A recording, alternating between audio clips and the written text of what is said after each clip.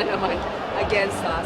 At least meron tayong isang nakinig at isang tumingin sa aming mga dokumento at ako'y nagpapasalamat sa kanyang pagiging patas. Para sa amin kasi to, parang boxing lang ito, tuloy-tuloy hanggang hindi ka natutumba. Alam naman po natin hanggang marami pa pong pagdadaan ng proseso ito. Pero higit po dito sa disqualification, sa tingin ko rin po ay dapat balikan po natin ano po ang ibig sabihin ng isang eleksyon. Ang eleksyon po, nasa taong bayan dapat ang kapangyarihan na mamili. Hindi naman po nangangahulugan na tayo ay magtatagumpay.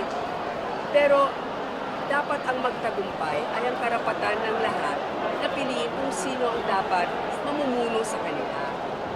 Yun lamang po ang aming pinanggagalingan dito, subalit para sa akin, isang mapayapang pagkakataon kung sakasakaling hindi nga ako natuloy sa laban na ito.